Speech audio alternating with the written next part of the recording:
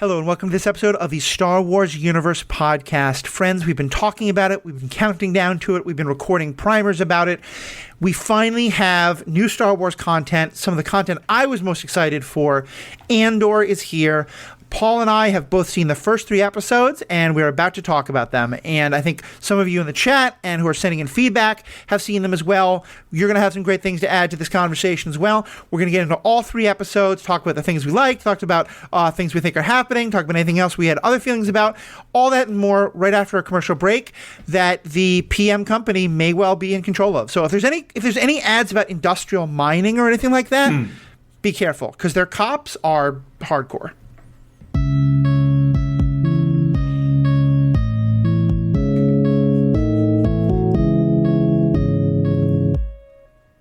Welcome back. My name is Matthew. I'm your host. I'm joined by Paul Hoppy, my erstwhile fairly frequent guest, who has decided that they will be with us for every episode of Andor, except for ones they don't like. So, Paul, I did not have to search for a new co-host. You are in so far after the first 3 episodes? Yeah, I was going to do a whole, sort of suspenseful, thing about how I felt and what I thought about, the first few episodes, because it is a fairly suspenseful show. You know what? What the heck? I'll do it anyway. I was, they come out with so much content in, each sort of thing these days, right? Whether it's the MCU or Star Wars. Okay, just those 2 things especially. There's I'd say Star Trek is putting out fairly frequent content as well. I believe that. I haven't watched it, but I believe it. But it feels sometimes it feels like a little too much of just a couple of worlds to me. And so in terms of being excited for every new Star Wars thing, sometimes it feels like a little bit much to me. And so I actually got more interested in Andor the more I thought about how kind of not typical Star Wars it is, which isn't a slight at typical Star Wars. It's just I can rewatch Return of the Jedi if I want. I can rewatch The Mandalorian, or Rebels or whatever. Right. I really enjoyed how much the first few episodes of Andor, which overall, and really without complaint, I loved. I really enjoyed how little they felt like a Star Wars story and how much they felt like they existed within the Star Wars world. Yeah, I think that's a really good way to put it. To me, the first thing I wrote in my notes is, this is Star Wars noir. Yeah. And then I was like, well, it's either noir, but it's not really detective as much as it's the one person who's down on their luck in a dystopia and suddenly finds themselves in the middle of some crazy conspiracy, And it was just, there's so much about this that felt so fundamentally different from everything I've seen Star Wars do, except possibly The Mandalorian. But in some ways, I kind of feel like The Mandalorian is a bridge to this. And I just but I loved it because it felt very intentionally like they were doing things that were just so, you and I have talked at length about the fact that the bad guys, and I say that with quotes, but that's the whole point in Star Wars.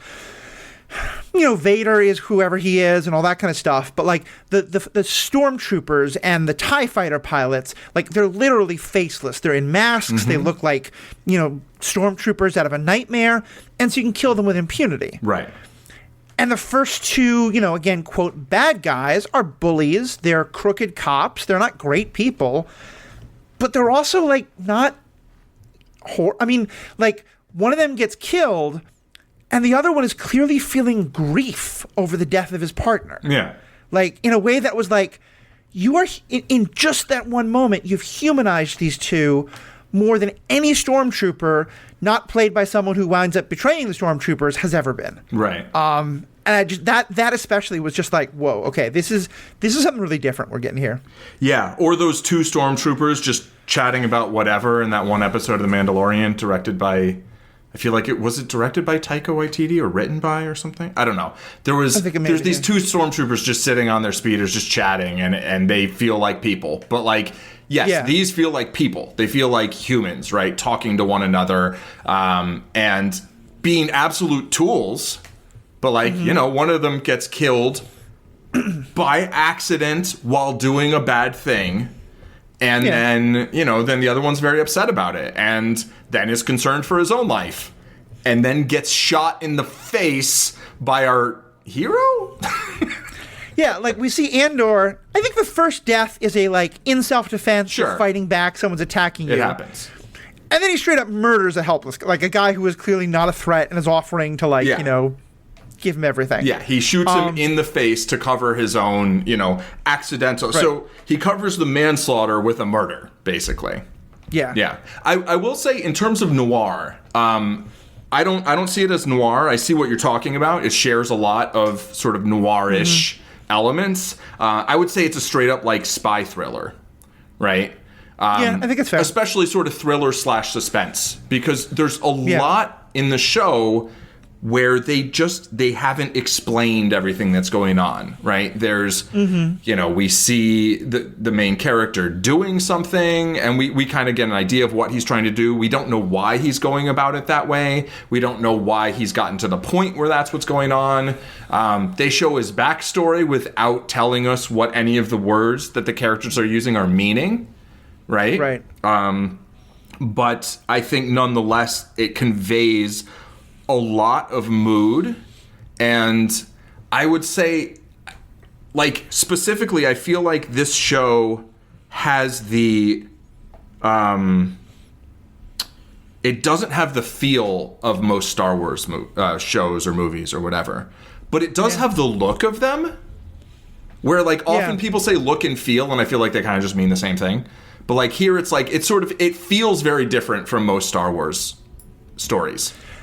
I think part of it is that, and this is, like, to me, the thing that stuck me as so noir, especially in episode 1, is like that opening scene of him walking in the rain. Yeah. Like, that's just such a trope.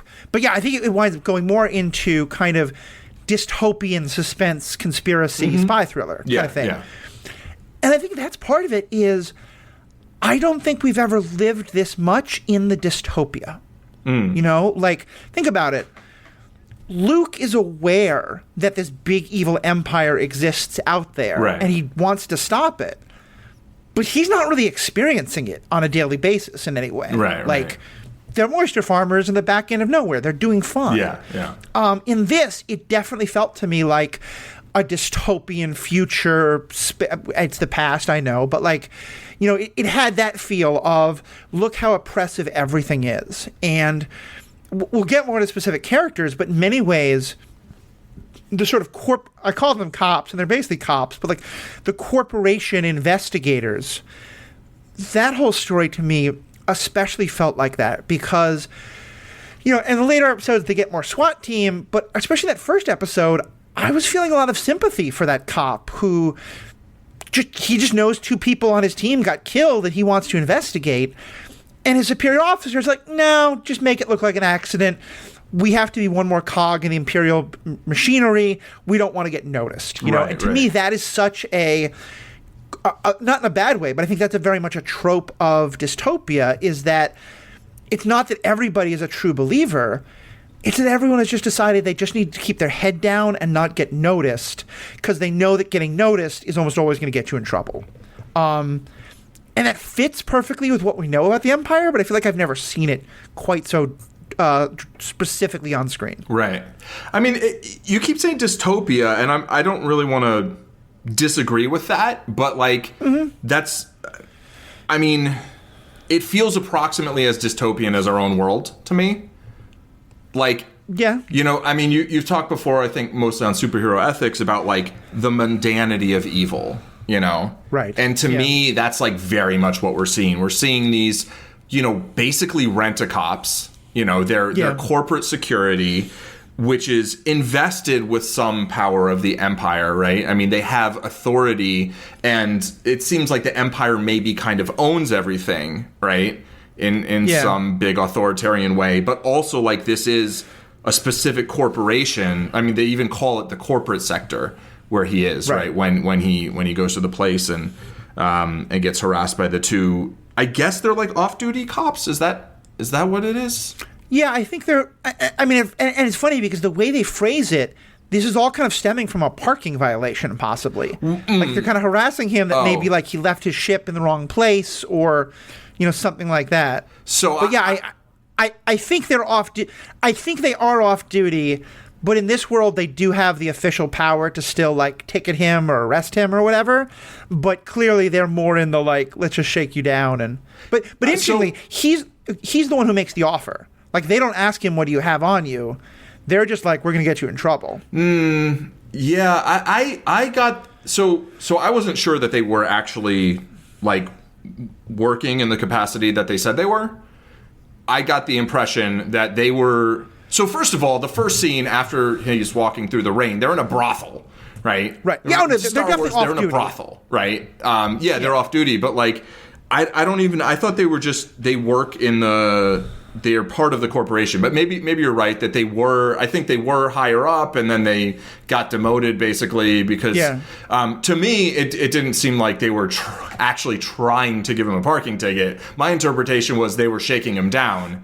And they were just hassling him, right? And then it wasn't, and whether they were off duty or whether they were cops or not, like they were basically just like, we're going to mess with this guy. And he made the offer as a sort of like, okay, let's just kind of cut to the chase. Yeah, but I'm not sure. Did he actually have the money, or was his plan to like disarm them and like jump them, basically? Like, you know, I think his plan was to disarm them, and I don't think they're on the same level as like the SWAT team or the investigators we see later. I think they're more like, if those are rent-a-cops, these are the night watchmen, you know? Right. Like, they're definitely a wrong level. To go to your dystopian point, though, it's interesting that you say that because just recently I finished watching one of the more recent Star Trek shows. And, you know, Star Trek has done this thing where in the Star Trek universe, terrible things started happening, you know, in the 1990s because when they're writing in the 1960s, that seemed like the far future. But in the Star Trek world, by the time of the 2020s, we're supposed to be in a pretty bad dystopia. And so they sent some characters back to the 2020s, and it was very much like our own world. Yeah. And it was basically like Star Trek being like, yeah, we are in a dystopia. Right. So yeah, I would agree with that. Like, I think it definitely is and they did some very clear allusions to, like, I thought one of my favorite lines, and a line that made me go really like, oh, okay, you're not being very subtle here, was when they were harassing Cassian Andor's character, who has a distinct accent that we know is Latin, and you know, with all the stuff that carries with it, and they said maybe he swam over, right. Which is like quite a lot of migrants cross the southern border by trying to swim across the Rio Grande and often are unsuccessful and perish because of the horrible conditions there. So, yeah, that felt like a very clear, like, you're right, it's not like a Hunger Games level of dystopia. Yeah. It's definitely fairly dystopian, but it's kind of similar to our own world in some definite ways, Yeah, like, I mean, I think one of the reasons I don't love spending a lot of time in really overwrought dystopias in fiction is like, I'm like, I already live here, you know? Like, I already deal with stuff that to me seems like bad enough, and not so much just like I deal with, but like the world at large. That's the way our world functions, right? In a very, very messed up way. And seeing like that taken to some illogical extreme, which can exist, of course, and has existed at points in our world, right? I don't think it's something you can't do in fiction, but I'm enjoying this much more of a feeling of like there is very clear oppression, but also there's, you know, you can come and go in certain ways that like you can't in certain other types of, you know, this isn't V for Vendetta kind of dystopia, right? It definitely feels like the kind of world where if you do everything right and you keep your nose clean and you get lucky, you're going to be okay. You're not going to be great, and there's going to be suffering, and there could always be if a random bad thing happens to you and somehow you get into debt or somehow you get really behind, you're probably screwed because getting out from under is really difficult. But, like, yeah, you can, which again feels a lot like our own world, but also it reminds me of the line of one of my favorite lines in Rogue One is when, I think it's Cassian who actually says to Jyn, are you really okay seeing the Imperial flag over the entire galaxy? And she responds, it doesn't matter if you don't look up. Right. And I feel like this is a world where... I think this is a world where a lot of people, that's what they're doing. And that's... Bix is clearly, I think, going against that, and Cassian, I think, at first I thought he was, but then I realized that this is more, that these 3 Edward zones are more his origin story and his recruitment story.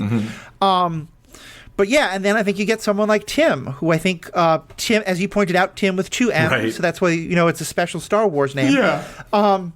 But yeah, because he's, again, what he does is really awful and causes a lot of, could have gotten a lot of people killed.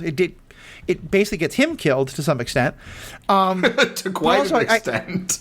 Well, it's also him then him seeing the results of his actions and him rushing in to try and stop it. Yeah. But Tim, I don't look at him as evil. I look at him as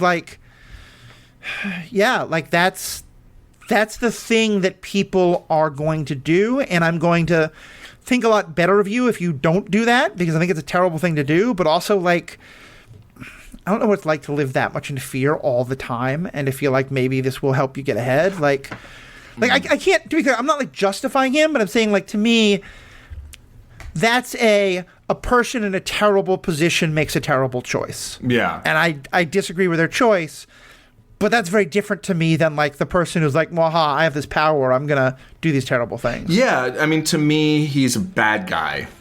But he's not a villain, right? To me, I think he did entirely for selfish motives. I don't think it was because he was worried about his own safety. I think it was because he was jealous of the relationship between Cassian and Bix. And he wanted to get sort of his rival in trouble, I think. Interesting. Okay. And if you want to say that's so that then she'll be safer or whatever, and then Cassian won't be bringing heat on them. Well, he's the one who brought the heat, So right. I think, I think that was a very selfish act, and I would say you could call it evil, but you could also say, he thinks that this guy killed some guys and he's turning him into the cops. A lot of people would think that's just the right thing to do, So right. To me, he feels very human. He feels very reasonable in terms of, by reasonable, right. I don't want to call humans reasonable.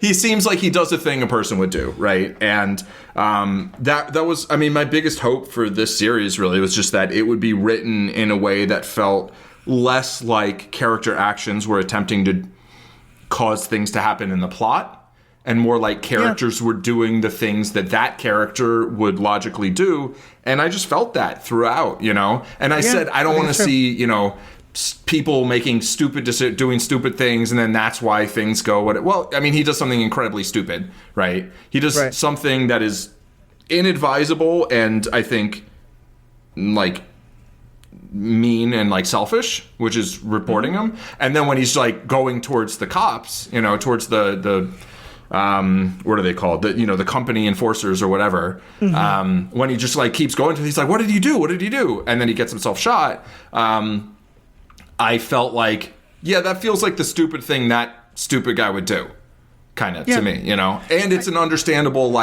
that's a situation where you're gonna freak out, and that's understandable. And you shouldn't get shot by cops when you do that. But that, unfortunately, also feels very, very clearly like a line drawn to our world, tragically. I think it's all very true. I think, I did not get as much that he did. I think you're right that if he's doing it for more the selfish, get rid of my romantic rival, then yes, I would. That to me feels a lot more selfish. I took it more as I realize they're looking for this guy. They're going to figure out where he is, and if one of us doesn't turn him in, we're all going to get punished. And to me, what that was more than anything was, I think one of the things that fascism can do, and I think has done and to me it's against that dystopian idea, but not... Sure. We're going to keep repeating the thing about the real world. I don't want to keep... It's always all the time. But is the idea of... this fundamental trust in the system that if I actually do what the system wants me to do, then I'll be okay. It's only the bad people who have to worry, and it's that same, and part of that is an utter terror of if I do anything that looks or smells like it could be the wrong thing, I'm going to get in trouble. But you kind of, to get through the day, what you tell yourself is, no, I'm not. This isn't as dystopian as it seems. This is fine because as long as I do the right thing, I'm going to be fine. And I think either way, whether it's his jealousy or it's more the fear, I think what we're talking about, what I'm saying there, is exactly what happens in the later part, because to him, Andor is the problem. Bix isn't. Right. So when he sees the cops doing something wrong to Bix, he fundamentally doesn't understand, because in his mind, the cops should only do that to bad people, quote unquote. And in the same way, the idea that he's like, well, no, I'm just doing the right thing of telling them Bix isn't one of those people. We should save her. And yeah, it's very stupid because he just doesn't believe that the cops would ever do it. You know, it's very much that case of like the person who's dead, who's very much pro whatever the authority is, until they're the one that gets screwed by the authority. Right. Yeah, I mean, I think that's a good point. I definitely hold pretty strongly to my interpretation of like where I think he was coming from in the first place. I do think he doesn't really understand the dynamics. I don't get the feeling that anybody on that planet has any real the system is working kind of vibes. You know, I feel like they all has the feel of a population that is oppressed and knows it is oppressed and is mostly just going about their day-to-day work. But like when the police showed up, like they had a system. You know, it's like awesome. They've done this before. You know, so it definitely feels to me like, I mean, I can kind of see where we might be going with this now, right? Yeah. Like I don't know if you got this, but when the rent-a-cops showed up and everyone started banging on the things, what came to mind immediately is the scenes in The Wire when like one of the kids would shout out 5-0. Yeah. And just this transformation, everyone would have this well-rehearsed transformation that happens of like, nope, we're just kids hanging out in a park. You know, mom's pushing the strollers and yeah, absolutely. And I will say actually that there were two characters that reminded me of one Wire character in this show, although more the earlier version of Presbalewski. Which one is? Oh yeah, he's the cop who is the cop who shoots a guy who winds up being an undercover cop and then becomes a teacher and kind of redeems himself. Right. And this is more the first half of that story. Yes. You know, first I'm going to call him the lieutenant, even though I know he was like the assistant detective or so whatever he was. Yeah. Right. I'm going to call him the lieutenant because he acts like the lieutenant on on the ship when like there's the sergeant, right? Who I think actually is a sergeant. He's the lieutenant who's fresh out of the academy, and the sergeant who has been on the job for 20 years. Exactly. So he reminded me of Presbalewski at first in that sort of like, I'm a cop and this is what we do and blah blah blah, but like just didn't understand anything about how it's what it's really like out there, kind of. And then the guy who then shot. I will say that I enjoyed. I mean, so first of all, I thought that Tim was a tool. And I was like, well, if you're going to kill anyone, kill that guy. Cops shouldn't shoot people. But I enjoyed the way that played out, that after that one cop shot Tim, the other cops, like one of them was like, what are you doing? Yeah, they did kind of rein them in pretty quick. Yeah, like you just go back to the ship. And then then I loved that he tried to take off on the ship. He's like, I'm leaving them all here. He just got in the ship and tried to take off, but the ship had been sabotaged, and then he blew himself up. That was fantastic. That was a great sequence of events that like paralleled tragedies in our world, and then also like that was maybe the only time I really laughed out loud was when he blew up his own ship by like that was just. No, I think he wasn't running away. I think they told him to go do like reconnaissance. I thought they just told him to go wait in the ship. Was he supposed to go get airborne? Yeah, the commander said, we need some airborne support. Oh, that's much less interesting. I like my interpretation better, although I believe that yours is correct on this one. But I think it definitely was. Yeah, I think it was one more way to show, like, these guys aren't evil. They're not jackbooted thugs. They're cops, and ACAB is very much in effect here. But, they're like, oh, no, wait, we shouldn't be, like, shooting random civilians. to me, this feels like a waypoint on the way to where we get 5 years later. Like this helps me see a through line from how do we get from the Republic to the Stormtroopers of the Empire. This is probably a middle transitionary period.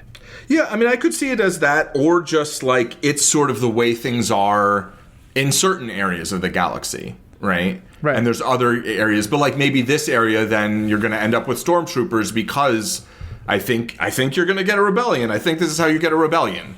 You know? Yeah. I mean, that's how we got a rebellion in 2020, right? Like in a similar fashion. It's, you know, yeah, and the sort of like aren't evil. Like they're not mustache twirly villain evil, right? But like they are people who, you know, signed up with at best questionable organization to at best do some questionable things, but also to maybe do some. I mean, it's like, you know, I think one thing we haven't talked about is that the lieutenant was told not to pursue this. You did mention it, right? But like, yeah, I'm curious what you thought, because in the first episode, I was rather sympathetic to him, and I was like, I thought where they were going to go with it was, I was like, oh, okay, I'm kind of rooting for this guy because like.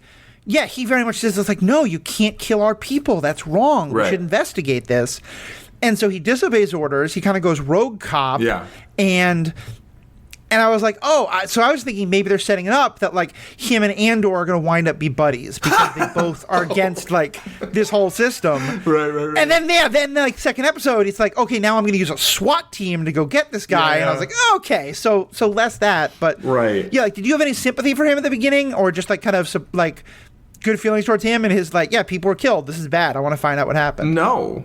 Okay. I had understanding, right? And yeah. I don't know if I'd call it empathy, but like I was like, yeah, if that's your job and people are killed and someone tells you don't investigate the people who were murdered, like you investigate the people who were murdered. Of course. Yeah. What you don't do is then take a team of 12 uniform, like that's not, investigate. Just go and investigate. Don't go in with a SWAT team, you know? Like went about it wrong, does not seem to me like a likable fellow. But but I did think, I mean, it's funny because here we have someone who's an authoritarian who's disobeying authority because he doesn't like what the authority's telling him to do. Right, which is sort of the paradox of authoritarianism is like at the end of it, it's ultimately just like kind of like people want to do whatever they want, and it's like whoever has the might and has the power just kind of gets to decide what gets done, right? And so this person's basically taking it into his own hands.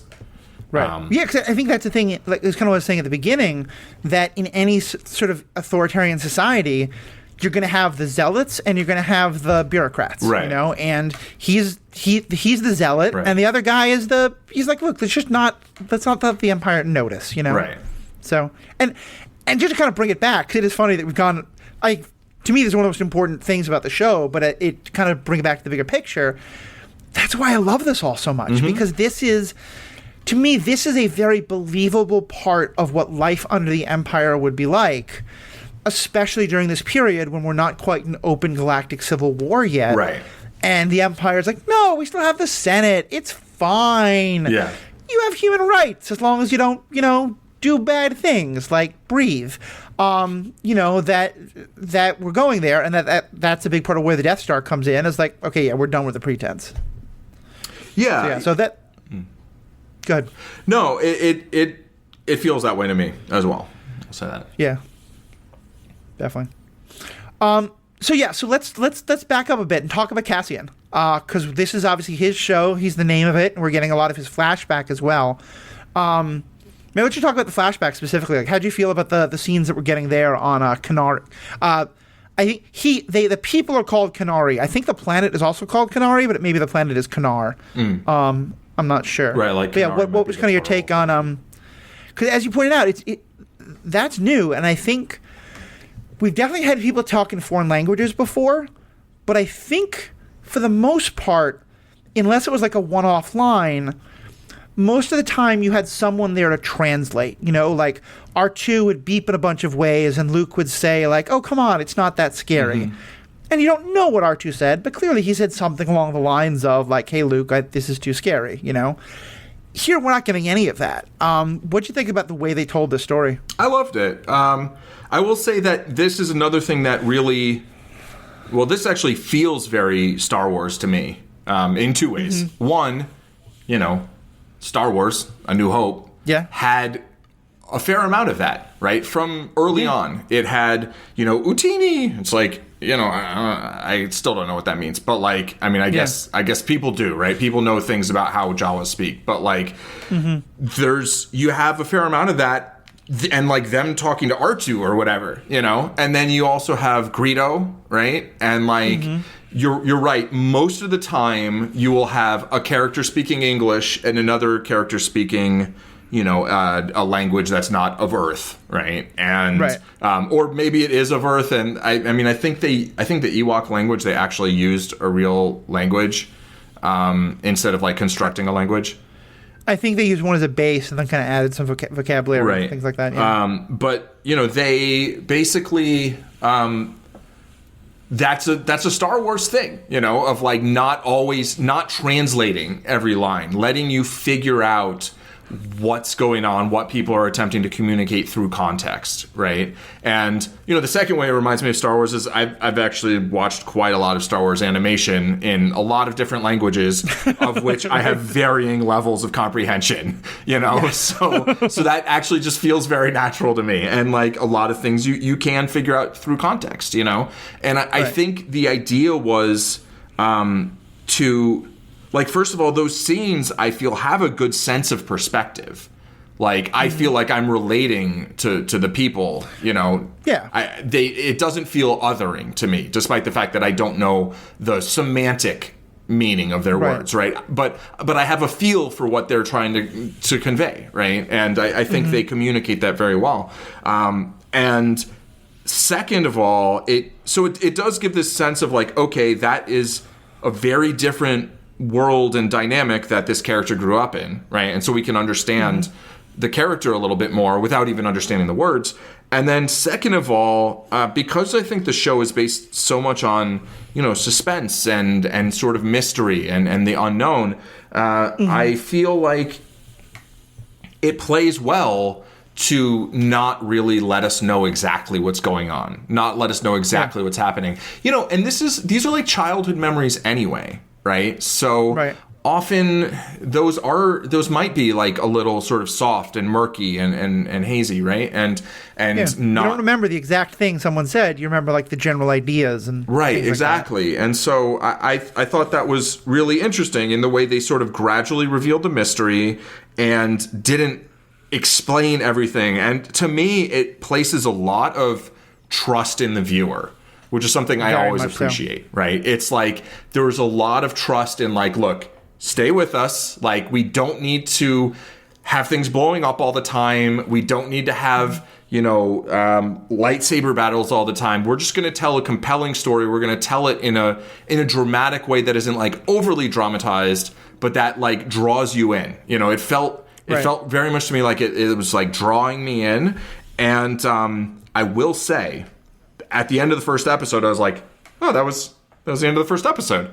And then the second episode, I was like, oh, that was the end of the second episode. And then the end of the third episode, I was like, they did the right thing releasing 3 episodes on the first night.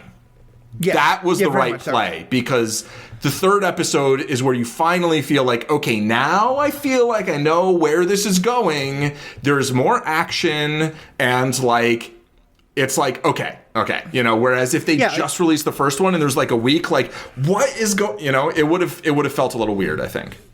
Yeah, to me, I mean, I think the show is going to be about Andor in the rebellion and his interactions with the rebellion.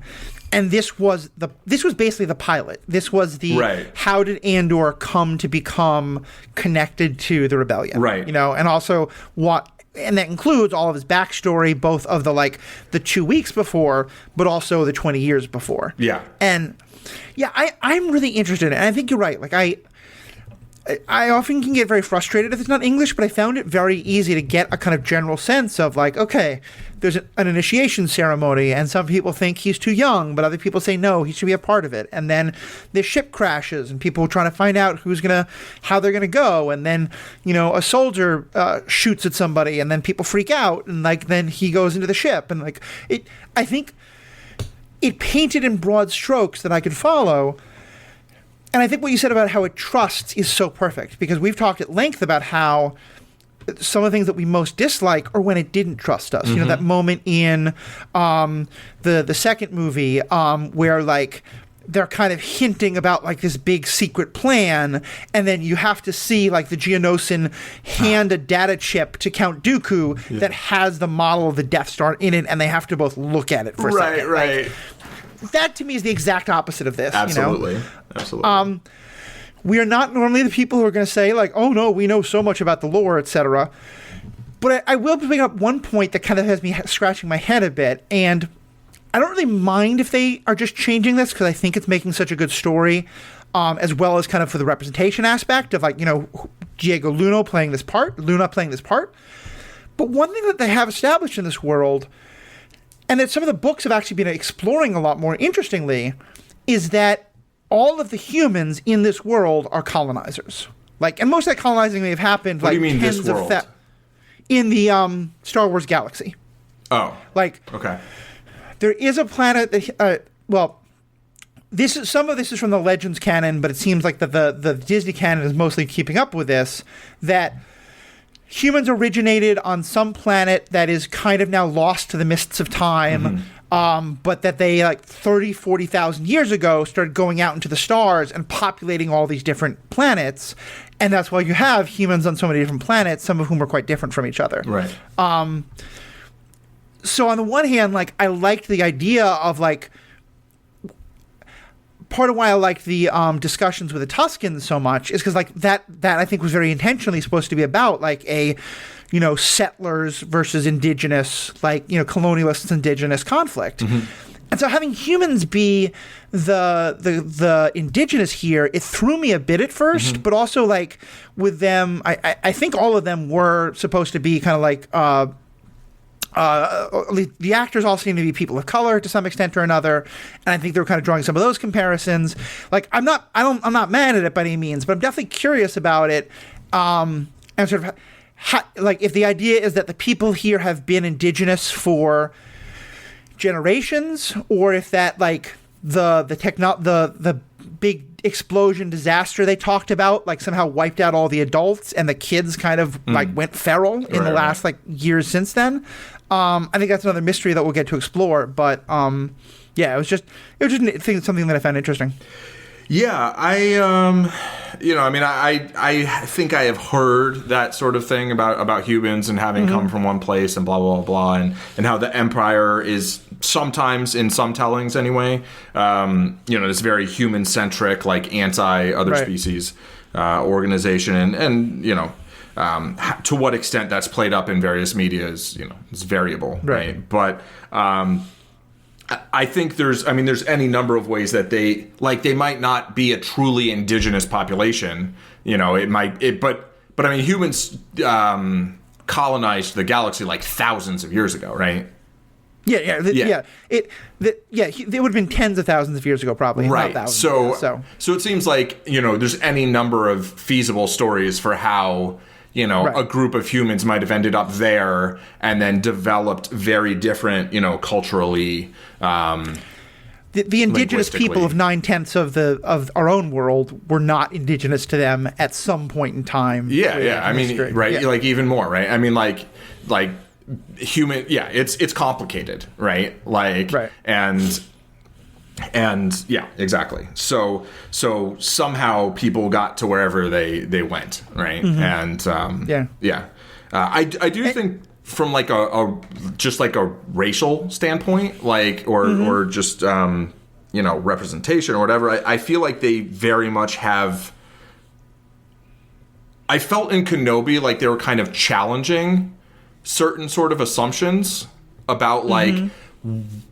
What sorts of people in our world would play what sorts of characters throughout the galaxy. somehow I don't know why exactly, but for some reason in this series, it feels to me almost like they've completed that journey in a way that maybe it's because I haven't looked at Twitter. I don't know. And I'm not interested in that conversation in a lot of ways. But but I feel, I mean, first of all, they have like a lot of different accents here, right? Because like obviously like there's Diego Luna, but like there's a lot of people with like British sound, but not like, you know, imperial British type sounding, right? And like maybe there's some like Irish or Scottish. I don't know if it's that or if it's just like a particular part of England. Yeah, the sergeant sounded very Irish to me. Yeah. And some Scottish fans may write in and tell me I'm wrong, but he definitely said, like, did you ever see the movie Glory? I have, yes. Yeah, he reminds me a lot of like the Irish drill sergeant who like works with Matthew Broderick, that kind of thing. You know, and like the Irish sergeant cop is a little bit of a it's a little bit, a wee bit on the nose, but like I say this as someone whose great grandfather was like an Irish American sheriff. But like it to me it feels like they have kind of, I think, successfully broken through that, where it to me it feels like they didn't feel the need to make all of the Kenari look the same, and like because there's no reason that in a world like the Star Wars galaxy that human biology would necessarily function the same way it does here. Yeah, you know, that's very true. Like there's just not, and so I feel like, I don't know, it could be just for me, like having sort of gotten through the like a little bit of the awkward phase. It could be some of like the shows themselves. I don't know, but just for some reason here, it just feels a little different, you know. And I think it's great, and you know, hopefully over time that will just feel more like normal just to more people, and it just won't feel like something that needs to be a big deal, but just something that like is better because it was a big deal at a time, and then now it's like, okay. Right. Yeah, certainly it seems like from what I've been on Twitter, the show is not getting the same kind of thing, and like part of it's because Diego Luna is an established presence already. Like there was a lot of people being angry about Rogue One, that it was a non-white main star. Now, you know, I do think that the attacks that Riva got was as much about misogyny and really about kind of the mixture of racism and sexism, is often referred to as black noir. I'm sorry, massage noir. Right. Black noir is a character from The Boys. Misogyny noir? But also massage noir. Oh. Like putting the word massage noir at the end. Yeah, no, that sounds like something else. Okay, go ahead. Yeah, no, not massage. Yes. Misogyny noir. Yes, exactly. But also, like, you know, people are really upset about a mermaid right now. So that maybe the people who are right, maybe there's a distraction. About that. Yes, I don't know. But and like I think that is a really nice way of bridging the gap. Like having a actor who I think Diego Luna is he from Mexico or is he from? Yeah. Okay. Having a Mexican or a Mexican American actor playing a major part where his family comes from indigenous population, like that feels very fitting, but also I think they're not feeling like therefore so all the indigenous folk have to look like they're Chicano or Mexican or anything like that. Right. So yeah, it's a nice way of hopefully us getting past that. And it's happening at the same time, like Game of Thrones is, you know, Rings of Power is saying that, like, you know, look, dwarves can be any color. Right, Rings of Power I was thinking of when I was talking about that, too. That's kind of also, it's like there's no reason in a fantasy world that, like, and Star Wars is the same, right? Like, that a human conception of race should apply somewhere where this whole other, you know, where you have a lot of species interacting, you know, intelligent species with agency in the world. You know, it's like when there's elves and dwarves and humans, it's like, you know, it's reasonable to think like, yeah, like humans might not make as big a deal out of skin color if there were elves, you know. And that kind of actually follows true to, like, you know,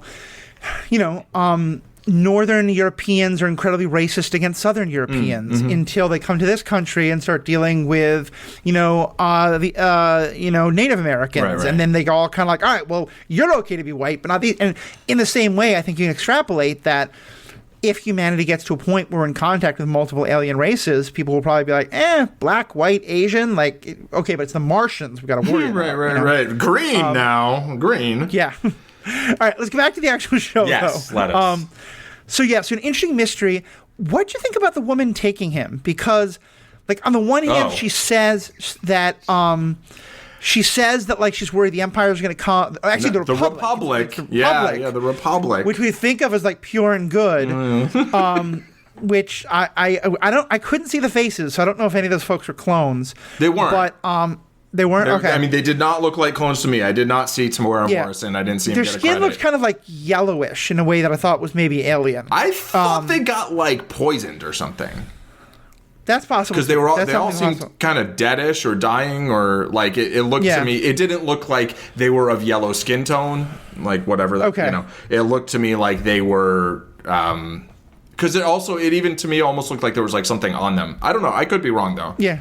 It could be poison. It could be that, like, that's the ship's like fuel exploding or whatever it is. Yeah. But yeah, so like I understand her concern, but white people finding indigenous children, deciding they would be safer back home and taking them back home without their consent is not a story that often ends well, nor is it a story that is unknown to us in this world.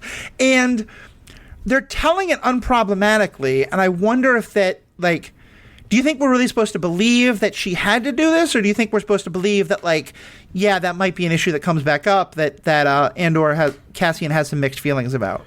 Kind of both. I mean, I don't think it has to be white people. Like, I think anyone taking someone from their home without really consulting them, it's pretty questionable. On the other hand, like, if you're right that person's going to just be killed if you leave them there, okay, sure. But, like, I don't know. It's to me seems like a reasonable, it seems like a reasonable act with some very questionable, it's like, I don't know if this is a good idea. She thinks it is. Yeah. If her assumption is correct, then I think it's probably the best thing to do. If her assumption's wrong, it's very much not the best thing to do, Yeah. But, like, I do get the sense that the Republic is going to go there and is going to kill all of those children, except maybe for his sister or something like that. Right. That's, it... Yeah, that whole sort of sequence was interesting and weird, I thought. First of all the Kenari kids, like, being like, oh, let's go, investigate what's going on. I don't know exactly what their goal was there, Right. And I don't think we're meant to know exactly, right? I mean, curiosity is one thing. Right. The only moment that annoyed me was that, I think she was, like, their leader, like, getting, like, shot in the back. It felt a little... That was the only thing that felt a little like, nah, I don't know. This feels a little sort of contrived to me.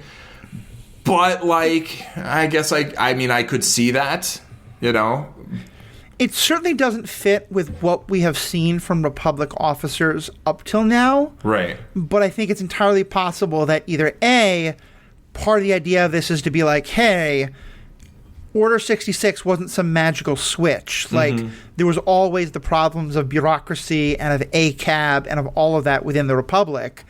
Or to be like, yeah, this ship was not quite, like, on the up and up. The fact that he starts the first episode looking for another Kenari, a Kenari girl, who I'm guessing is probably his sister. Well, he said it was his sister. Oh, he did say. He did, but I didn't know if that was just because they were in the brothel and they were trying to... No. Like, I mean, he said it was his sister. That's exactly what I mean. Yes, you're right. It might not be.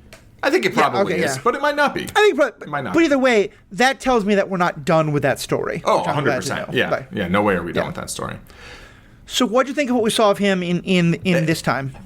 Oh, I just want to interject, like, also, I assume that the guy who was with his mom is who was referred to as his dad. Yeah. Who got murdered by the Empire, I guess, right? Right. Which I think, good choice not showing the hanging. Hopefully they won't. I think that's a thing where you can just say, like, let's just, okay, you know. I'm fairly certain that even if we show the hanging, which I hope they don't, there won't be a disemboweling to go with the hanging. Sure, but I mean, that's not really what I mean as much. I mean, yes, I understand you in terms of that. I mean, in terms of, like, he's a black dude, and it's like, I just don't think we need to show a ton of hangings. Also very true. I mean? Very true. But yeah, like, that I think also was, it's sort of, we'll get there when we get there. I think we might get more of all that backstory. Yeah. You know, I don't think that was like his one appearance, right? What do I think of Andor now? Yeah, I think he's a really fascinating mix of, you know, through most of the first 3 episodes, we don't know that much about him. We know he's willing to go to great lengths to try and find his sister or someone else who he's saying is his sister. We know that he's willing to shoot someone in the face point blank who's begging for their life to, you know, to cover that up, to cover his tracks. You know, we also know that he's like clever, but he's not a super spy, you know? Yeah. This guy is not a highly trained operative. He's someone who understands how most people think and can figure out, wait, this dude isn't really with you, right? You just paid him to stand here? Like, come on, get you know, give me a break with King Shark here. I know it's not King Shark, but in a lot of ways, he's a lot like his kind of origin story in that regard felt to me a lot like Ezra Bridger. Oh yeah, Rebels. yes. You know, and in both cases, they're kind of like they get by with a lot of like chicanery and maybe stealing and like doing what they need to do, and they're kind of out for themselves and maybe a little bit like trying to like, you know, screw with the system, or like in Ezra's more kind of like just chaotic, and Andor is more like focused on like finding a person. Right. But both of them are just kind of like, okay, I'm going to do the little bit I can do. I can't actually like take on the Empire or the corporation or whatever. And it's funny because you and I talked last week about what we wanted to see from the show. I feel like in both cases, what moves Ezra and Andor into feeling like they can be part of something bigger is when they get hope. Yeah. You know, that's kind of what the story is. That this is about like, there could be something bigger you can be part of. And in some ways, I think Andor's being offered the possibility of hope. He doesn't really believe it yet. Yeah, he's not there yet, for sure.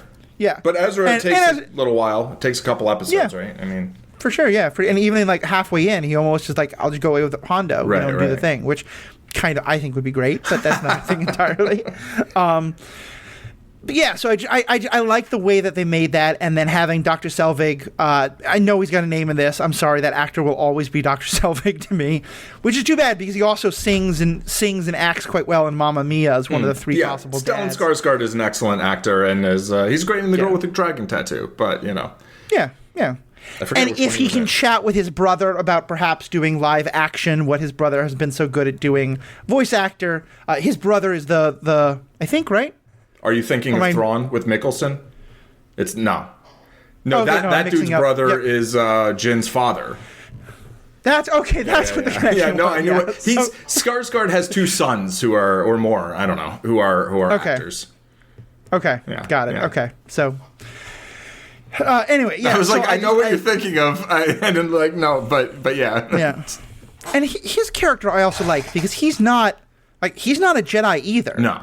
You know, they capture the investigator, the detective cop, and that guy is like, yeah, kill him. And Andor's the one who says we shouldn't kill him. And I like that too because to me this is very much like the Saw Gerrera era of rebellion, where it's just like, we're trying to do what we can, but this is dirty work. This is what doing what we have to do.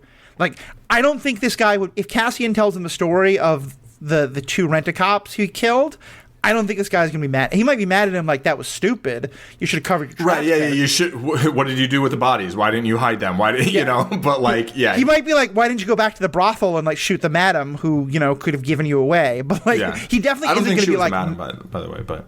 Okay, one of the other people.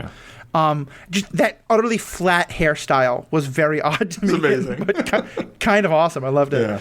I actually really liked her as a character in the 2 minutes that we got, Yeah. I mean, we got a brothel in Star Wars. Right? That is aggressively PG-13 in a world that has always been G to PG. Right. Well, I mean, there's a lot of dismemberments in Star Wars. I feel like solidly PG. You know, That's fair. G, you're not supposed to have so many dismemberments. I'm pretty sure. That's fair. Yeah. I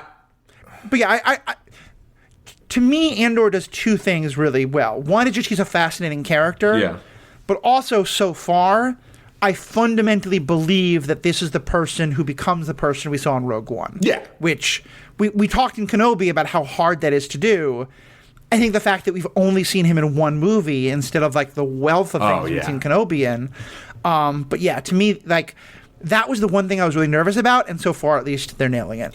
Yeah, he feels very believable to me, both as a person, just simply in this in this show, and as a person who becomes that person, right? Yeah. Who still is, you know, fairly disillusioned in a lot of ways, right? But he's just like, I'm just doing what I think, you know, is the best that I can do, you know?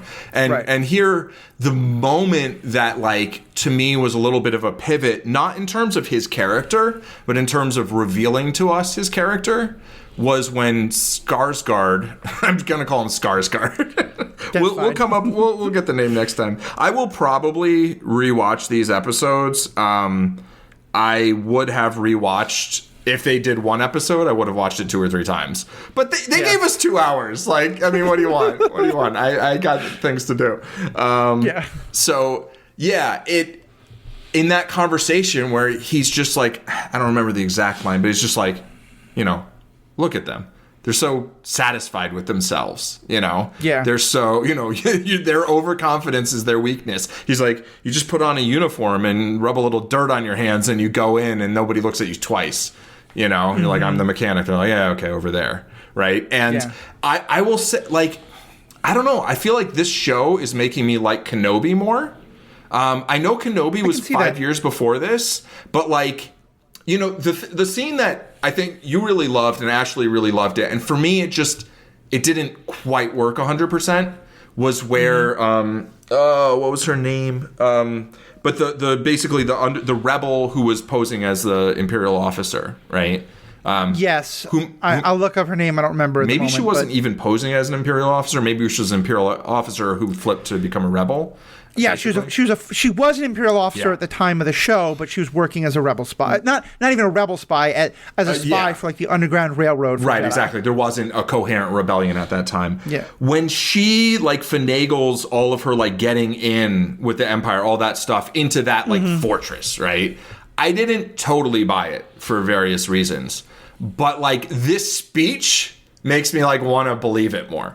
You know what I mean? Yeah. Like it to me, it verbally sells me on what I felt like the way, you know, Kenobi was. Just the delivery to me, it's just whatever. I don't want to complain about Kenobi, but I'm just saying like this. To me, it almost like, and it's weird because this happens after that. But for some reason, it feels like it sells me on some of the things I felt like Kenobi was trying to sell me on. And so if I rewatched them, like it might feel different, you know? And that's one of the things about when you make all these stories in one setting is one story can either add depth or make you understand something better, or it can kind of step on it sometimes, right? And so, you know, you get both. And I think that's why, like the Clone Wars we've talked about, I think the Clone Wars makes the prequels better. It doesn't fix the prequels by any means, but it makes me a lot more invested in the story and kind of fills in the gaps that are needed to allow me to find them a lot more tolerable. Right. And again, some people love them, and that's totally fine. I'm not saying you're wrong. I'm just saying that wasn't for me. And I also think that, and you and me have had like reams of audio files about you know, our feelings about prequels. We don't need to go into that. I'll just quickly say though, to me, like what we talked about in Kenobi is it's very hard to do a prequel. Like the more established the characters in the world you're prequeling, the harder it is. Yeah. And this, I think, is doing the same thing as Rogue One, is that this is fundamentally in a world that we've never really explored. Right. We know what came before it. We know what comes after it. And we only know about Cassian because he's been in a different prequel, you know? So, like, there's much less of the, like, oh, no, that's not what was supposed to happen in Cassian's backstory. Like, because we don't know it. It's so left wide open. This is a prequel to a prequel. But but it works because we didn't... Rogue One told us a good amount about Cassian's character. But it didn't tell us almost anything about his story, right?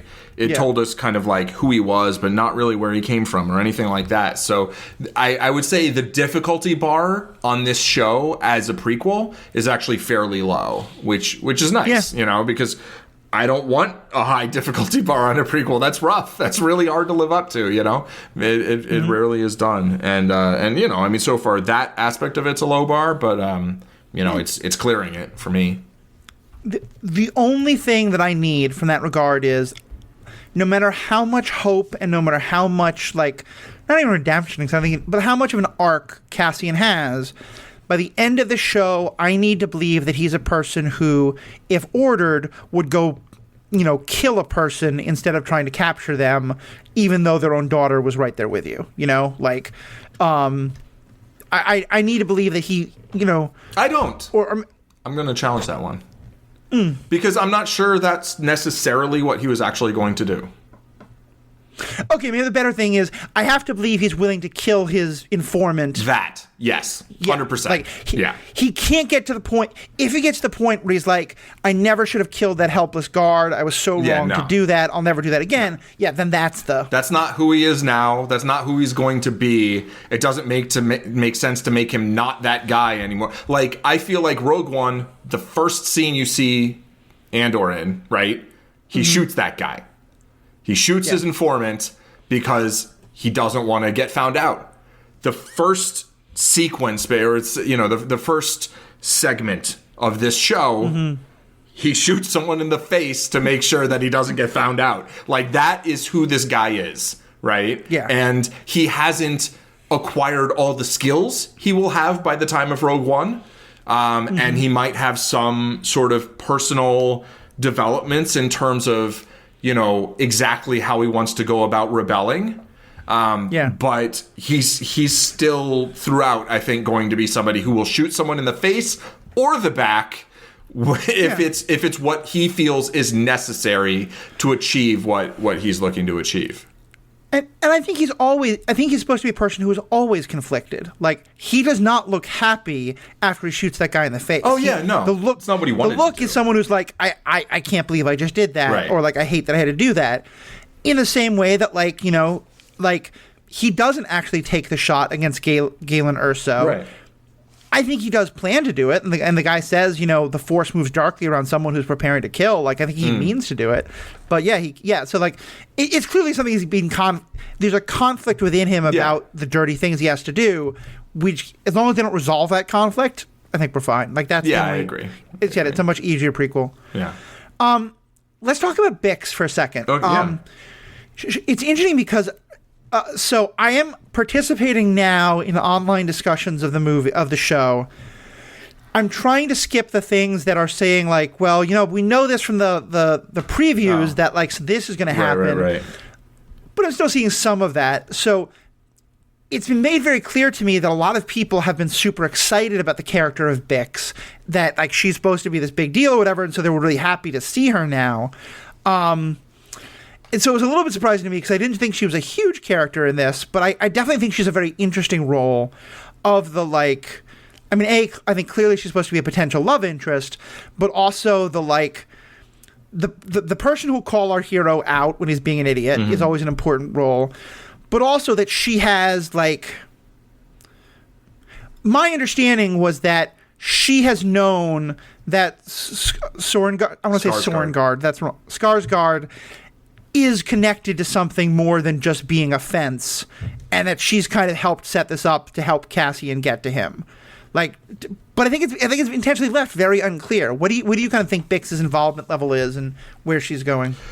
Well, she did say, I mean, that he wanted to meet him, right? She said that as a thing. I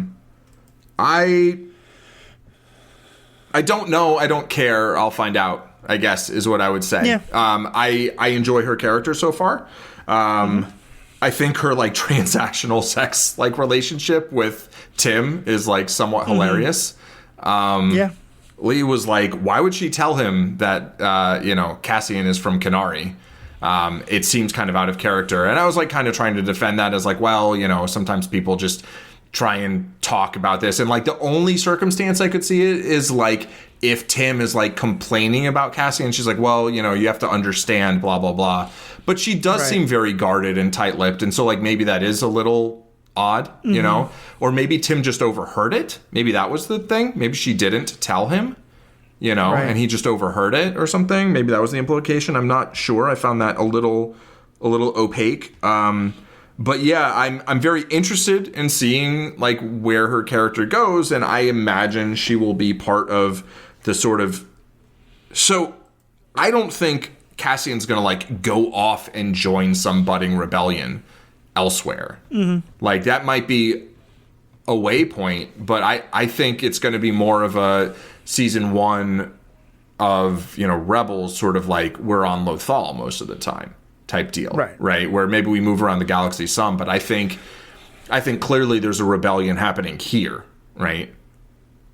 And I think her getting like detained and injured, and then Tim getting murdered by police, I think is going to spark that. And I think a bunch of the corporate guard, whatever, the rent-a-cops getting killed is going to possibly cause like an actual Imperial presence, but at the very least we'll get some sort of corporate response to begin with, right? And so I think it's going to be more of a local matter, at least in this season. That's my feeling. And so I think she's kind of, she's sort of the linchpin there between, first between Cassian and Skarsgård, and then also kind of tying them back to this planet. Right. Because, I don't know what's going to happen after this, right? Yeah, I think we have to spend a lot more time on this planet and dealing with the whole Qatari of it all. Like, I don't think the Qatari was just supposed to, not Kenari, was just supposed to be like backstory so that you know why he's mad. Right. I don't really want to give more response to you about that. Yeah, fine. Yeah, I don't want to know. You were kind of like... I actually have not seen a single preview. I have not read a comment on Twitter. You were like 95% successful in avoiding spoilers. I was about like 80% successful in avoiding spoilers. And so this is one that I know more about. So let's just kind of like leave it and we'll see where we go. I'm going to go with 99% because I knew Stellan Skarsgård was in it and I knew there was like a factory. Okay. That's it. That's what I knew. And I knew Tony Gilroy was the showrunner. See, that's funny. Those 3 things were all 3 things I didn't know. Interesting. Yeah. I definitely had a like, oh wow, Skarsgård's in this. Yeah, yeah. Yeah, I mean, I think because I read one thing about Rogue One that then mentioned this series coming out, and it's always like when trying to look for like when the release date is, that's where like those articles. Then they're like, oh, we want to tell you this. Like, hey, I'm watching the series. Just give me a date. Just tell me, when, how many episodes. That's it. What I have learned to be very careful about that is. I am not very good at instantly remembering where I've seen somebody. So I'll often be like, oh, I'm 2 episodes into a season. I want to look up this character. Oh, right. So I want to look up the actor who plays this character. And it'll always be like, oh, yeah, Joe Smith plays this character who's in episodes 1 through 5 until he dies. Right. And then I'm like, okay. Or even like you just see that they only have 6 episodes or whatever listed in a show that has like 7 seasons. You're like, oh, I guess they don't make it. Or, yeah. I will wait. Or the opposite, where like it seemed like they were just a one-off character. And they're like, oh, yeah, series regular. So. Right. Yeah, I will say, I will watch 8 seasons of a show before going to IMDb and looking at like the cast because I don't want to see how many episodes anyone's in until I'm done with the thing. I will do that, or with things that I am watching but my partner Mary has no interest in. I'll just ask her to look it up for me. Oh, sure. Yeah, that's a good one. That's good. Yeah. All right, there's so much more about the show that we could get into, but I want to keep these not too long. and we have one piece of feedback. So is there anything else about this you wanted to get into? Yeah, I mean, there's two other characters. I mean, I guess there's like several characters that we didn't even mention. There's like his buddy who they composed that elaborate lie with, right, together. About like, I came to your house, then he's like, I did this, and then you insulted my choice of beverage, and you fell down and hit your head.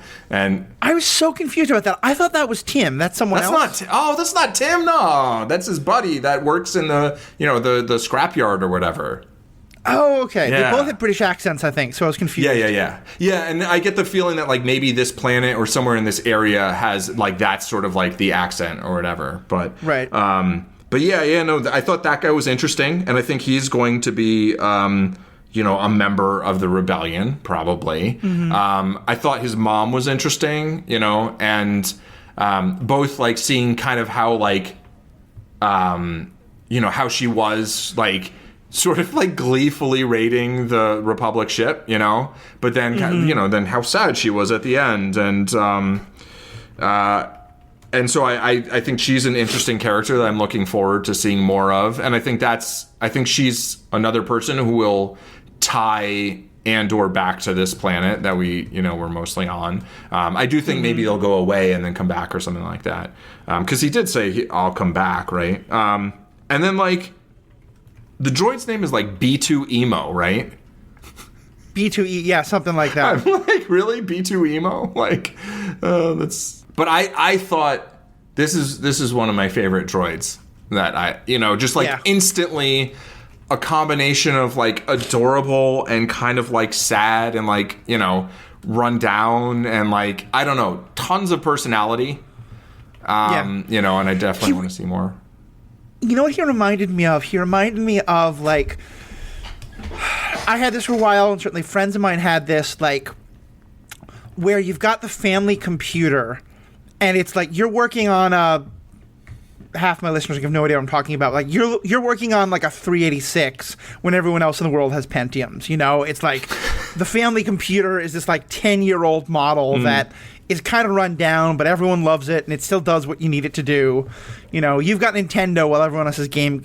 I keep finding references from the 90s. I'm sure there's more modern Nintendo's stuff, from the 80s. While everybody else has Sega Genesis. That's You've got the iPhone 4 while everyone else has the iPhone 10, whatever it is, like I know these people like, iPhone 10. That's I don't know. Is that the new one? I don't even think so. Who cares? I don't know. But yeah, like I love that droid. I thought that droid was such a fun character, and both because he was just a great new droid character, like the stutter especially, and they explained it electronically, but it gave so much personality. But also, just to me, he added so much to that idea of like, this is not Coruscant. This is not the wealthy part of the galaxy. These are people who are just getting by. Right, yeah, absolutely. I will say that I saw B2 as too much of a person to really make the sort of 386 comparison, but no, but I mean, yes, but I get your comparison, definitely it felt like, he's not the new model, and part of what I meant by like the look of Star Wars is like how a lot of the technology is very kind of like, it feels antiquated and it feels like run down. Everything's dirty, like the first Star Wars movie especially. And then also like, when they're on Hoth, like there's this feeling of like things just being kind of dirty and run down and not well maintained, and, I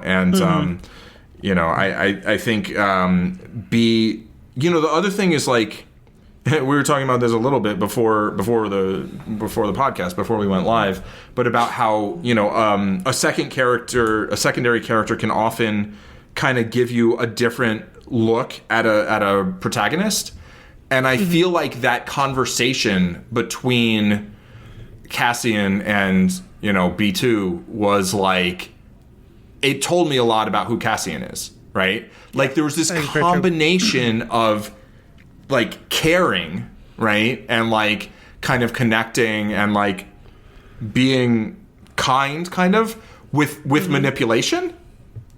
Yeah. And that's who I feel like this character is. I feel like at the root, like this is a person who really cares about other people and really wants to be nice and help people and all that.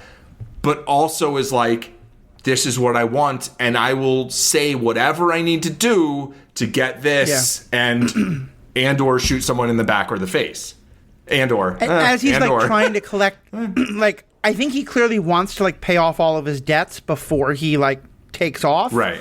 But he's also like asking to borrow things from other people in order to do that. Where I'm like, I'm not sure you're ever going to pay. Like, you're like, don't worry, I'll be back. And it's like, he's spinning plates all the time, I think. Yeah, he is. And like, in a lot of ways, I very much relate to that. Like, I think I was that person for a long period of time, and hurt people because it's a kind of terrible thing to do. But like, I don't think Cassian is thinking to himself, I am going to rip this person off and get the money I need and go. Right. No. I think he completely believes that he's going to come back and pay this guy off. Yes.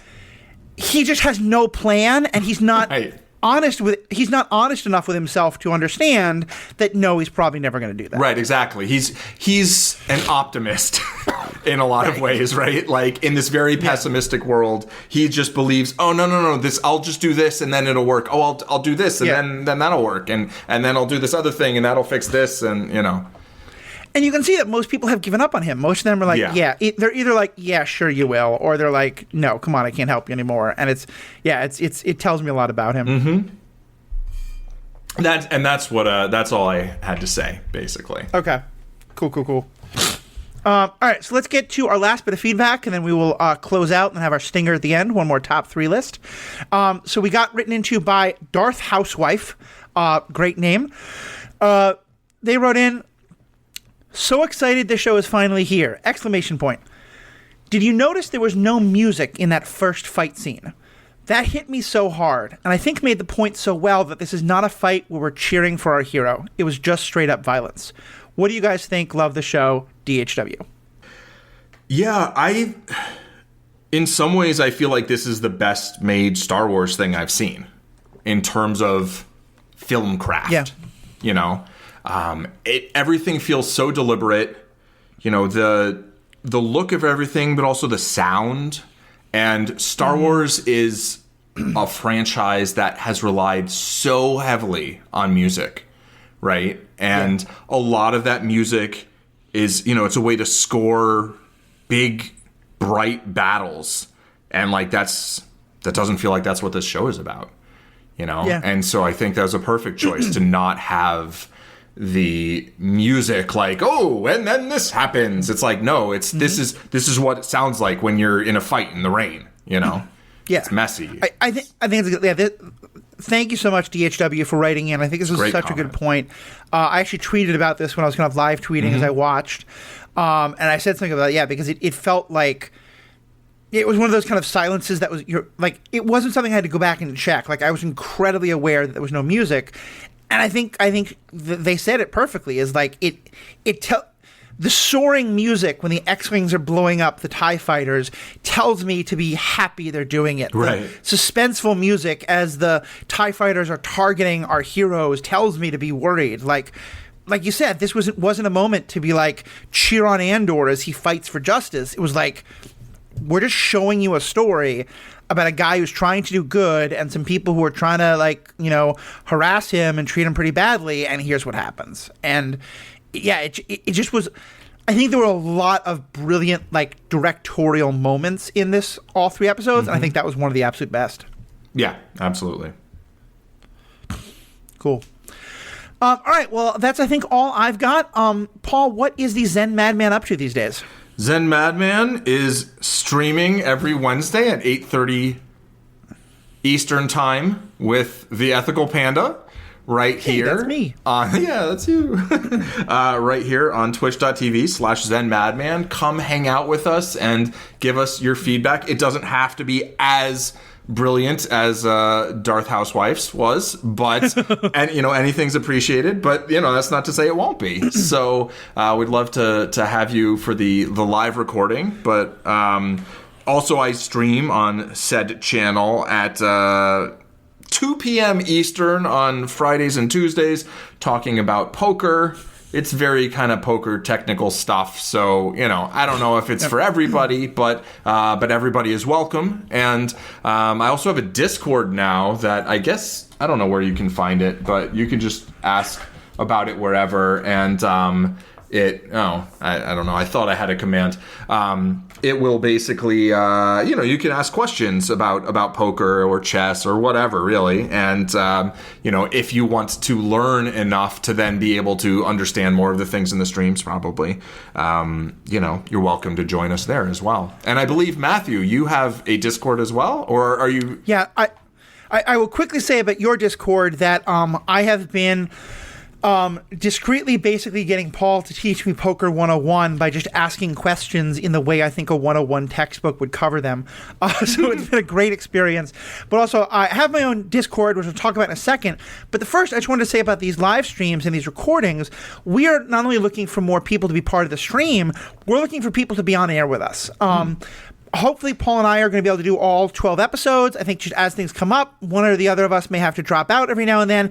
But even without, this is just such a better discussion. I think we've got a third person, bouncing ideas off and getting to show different perspectives and opinions and all of this. So if you're someone who's a fan of the show, if you are if you yourself are interested in becoming maybe a guest, or if you know somebody who you think would be a great guest and you want to tag them or like introduce them to me or some other way of making the connection, please do so. We're looking for people who have some kind of a I want you to be able to show me some place in which you're already kind of creating content about Star Wars or something similar. It can be like you've been on podcasts or you've been like tweeting about it or making TikToks about it or a blog, fan art or whatever it is. Like what? A blog. A blog, yeah. If there's a live journal you can dig up somewhere, I'm going to draw the line on a MySpace page. But anything else than that, totally welcome. Yeah, just, there's a couple of the TikTokers who do a lot of Star Wars stuff I'm already in conversation with. Hopefully we're going to get some of the other Stranded Panda people on for that. But yeah, if there's other people who either you yourself would be interested or you think you know somebody else who would be interested, definitely let us know. Or contact me directly. Best way to contact me is at theethicalpanda@gmail.com. But of course, you can also find me on Facebook and on Twitter. All that information is on the website, theethicalpanda.com. And of course, you can also join our Discord. Discord is this weird sort of insider thing. I'm trying to find a way I would like to post a link to both of our Discords in the show notes. I'm not sure I'll be able to. Certainly, though, hopefully that'll work. But if not, because I think those expire pretty quickly, email us. You can make a link that lasts forever. A permanent link? Yes. Okay, perfect. So we'll go ahead and do that. But also, you can email us if you want to get access. But yeah, we'd love to have you as a guest, and we'd love to have your voice in any of these kind of things. So thank you all so much for listening. We're going to have one last stinger right after this commercial break that we still have no control over, and during which I will think of the stinger. Like an hour and a half in, here's a stinger. Yeah. You can do I feel like the stinger should have been, there was something in the beginning, they were like, hopefully this won't ever go on anything. I'm like, that should have been the stinger. It should have been. You wanted to do like a brief, a preview of our upcoming discussion about Cobra Kai. Oh, sure. I was going to say top 3 Bourne movies. I don't know. I can tell you top 3 movies in which somebody was born. But wow, your face changed very, very quickly at that. Oh, folks, if you're watching on video, this was all supposed to be offline, but I'm going to save this and this may just be the This will be the stinger. Yeah. So, okay, folks. I'll be honest, we didn't come up with a stinger. I'll ask Paul a quick question, but mostly this hilarity is hopefully going to be your stinger. Paul, who's your favorite non-Jedi character? That's not really a thing. You don't have favorite characters? Yeah, I don't really do favorites exactly, but... Okay. Who's an actor you'd most like to see in an upcoming Star Wars thing? Oh. Give me Carl Urban. Yeah, I can see that. I always want to put Carl Urban or Idris Elba in anything, so... Idris Elba is going to be mine. Yeah, I would love to see Idris Elba as, he can be the king of a planet. I think he could be, a really badass Imperial general. He could be part of, something in the Mandalorian world. He could be part of something in this world. I don't know, but that's who I want. Yeah, get that, yes. I said Carl Urban, and then I thought, maybe I should have said Idris Elba. So, yeah. Well, Idris Elba has decided he will not be Bond, which is fair because it would be about, as he understands it, like a 20-year commitment, and he's 50 years old. Fair. So that's fair. I wish we'd picked him 10 years ago, but, fair enough. But yes, get him into Star Wars somehow. Yeah.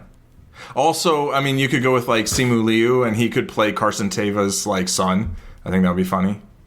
Oh, yeah? That could work. That could work. But all right. Well, thank you all so much. I hope you all have considered yourselves properly stung. Tune in next week, and we will do more Andor. Or do some... every single time I say and/or now, it is always... It's just... Yeah. Okay. Every time I use voice to text and say Andor, it comes out as and space or. Yeah.